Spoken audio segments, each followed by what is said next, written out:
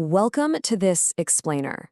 I am so pumped to have you here today because we're about to dive into an absolute masterclass on escalating dramatic tension. We're unpacking a legendary excerpt from an ancient text, but we're not just looking at it as history or mythology. We're going to break it down together as a brilliant piece of psychological and narrative architecture. We'll see exactly how a writer builds tension so high that it feels like the walls are literally going to cave in. So think about this for a second. How do you stop a warrior whose anger genuinely resembles the end of the world? It's a terrifying thought, right? That's our cold open for the incredibly visceral standoff we're exploring today. We've got explosive rage, unapologetic arrogance, and a deeply personal grudge all colliding in one single room. It is a powder keg just waiting for a match. All right, let's jump into Section 1, the courtroom boiling point. Picture this high-stakes gathering. You've got the most powerful monarchs, leaders, and warriors of the era all packed into one grand hall. It's supposed to be a moment of diplomacy, but the atmosphere is completely boiling over. Right in the center stands a king named Sisupala, and he is absolutely livid. He's hurling these incredibly harsh insults at the most respected people in the room, holding literally nothing back. Just listen to his words. He is directly challenging the divine status and honor of a central figure named Krishna. Notice the language he uses, calling one leader a fool and Krishna himself a wretch. Sisupala is looking right at the folks everyone else considers the lords of the universe, and he's totally dismantling their authority right to their faces. Which brings us to Section 2, the grievance, or Jarasandha's fall. So you might be wondering what exactly set this guy off. To understand Sisupala's explosive behavior, we have to look at the historical context of his grievance. This rage didn't just come out of nowhere. It's deeply rooted in the recent, violent death of a fellow king named Jarasandha. Sisupala held Jarasandha in the highest possible esteem. Why? Because Jarasandha was a monarch who openly defied Krishna. He flat out refused to fight him, completely dismissed him, and even called him a slave. For Sisupala, Jarasandha was this ultimate symbol of unyielding resistance. Losing him was a massive blow, but honestly, it's how he was defeated that really throws gas on the fire. What's really fascinating here is how methodically Sisupala builds his case. It's not just blind rage. He's laying out a calculated, step-by-step prosecution. Look at the specific acts he calls out against Krishna and his allies. He accuses them of entering through an improper gate, which in his eyes is totally dishonorable. Then they disguise themselves, which he labels as cowardly and deceptive. And the kicker? When Jarasandha offered them hospitality, water and food, they refused it under the guise of virtue. Sisupala argues this is deeply unjust. He's essentially presenting a tight, legalistic argument for why these supposed heroes are actually the villains. Let's pause for a second to clarify a super important cultural term here: Brahmana. A Brahmana refers to a member of the priestly or learned class. So this accusation is incredibly severe. Sisupala is claiming that Krishna and his warriors faked the status of holy men.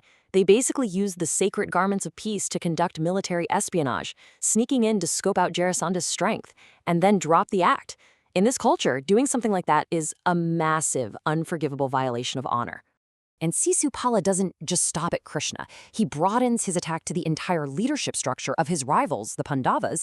He literally questions why they'd ever listen to a leader who is womanish in disposition and bent down with age. He's directly, personally mocking the respected elder grandsire of the room, Bhishma.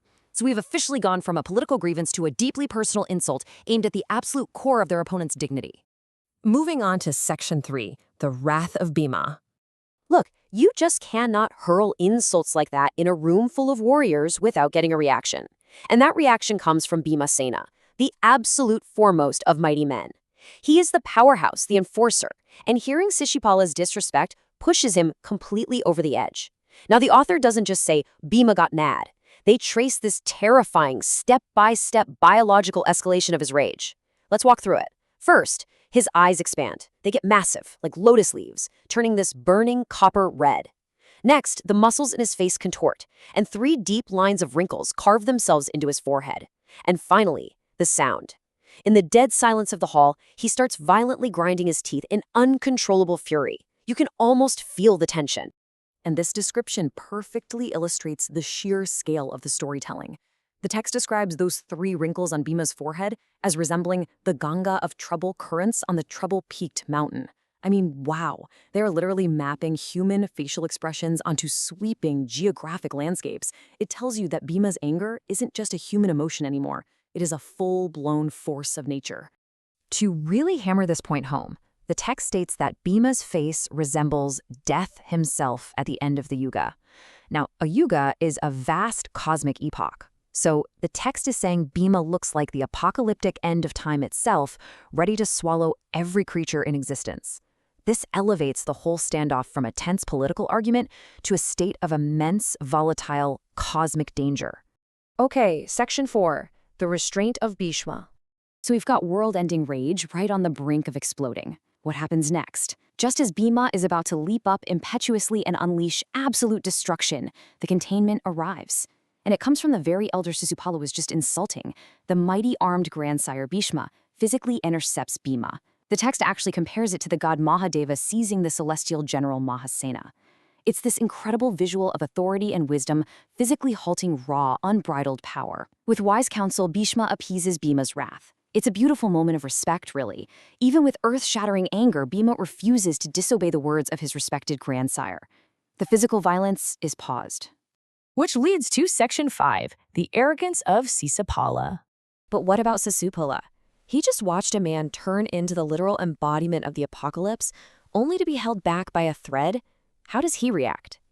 Well, despite this terrifying display, Sisupala relies purely on his own manhood. He doesn't flinch, he doesn't tremble in fear. Instead, he laughs. He literally laughs at them and drops this highly cinematic quote, "Release him, O Bhishma. Let all the monarchs behold him scorched by my prowess like an insect in fire." Talk about absolute defiant arrogance. He looks at a force of nature and brushes it off as nothing more than a bug flying into a flame. It's a stunning display of confidence in the face of imminent destruction. Finally, let's hit Section 6, Anatomy of Epic Tension. We've seen the spark, the escalation, and the reaction. Now let's look at the contrasting character dynamics that make this text such a psychological masterpiece. Think of Bhima as the ocean. He is swollen with the stormy waters of rage, but crucially, he never transgresses his continence.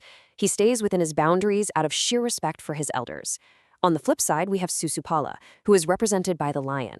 He bestows not a single thought on the threat in front of him. He ignores it like a lion that, wrecks not a little animal in rage. You've got this contained, oceanic power standing face to face with unfazed, lion-like arrogance. And that brings us to the ultimate architecture of this standoff. This is really what you should take away from this explainer today. A perfectly structured confrontation requires layers, right? It starts with a spark. Deeply personal, historically rooted grievances. Then comes the fuel, blatant disrespect toward revered figures. Next is the explosion, visceral, biological descriptions of rage. But then, it's masterfully delayed by the containment of authority. And finally, it's capped off by unflinching defiance. These elements lock together perfectly to keep you on the absolute edge of your seat. So as we wrap up today's explainer, I want to leave you with a final, provocative thought. These characters aren't just ancient myths. They're incredibly accurate reflections of human psychology under extreme stress. When you find yourself pushed to the absolute edge, where do you fall? Do you explode with the world-ending rage of Bhima? Do you tap into the oceanic restraint and wisdom of Bhishma? Or do you stand your ground with the unflinching, defiant arrogance of Sisupala? It's something to think about. Thanks so much for joining me today, and keep exploring.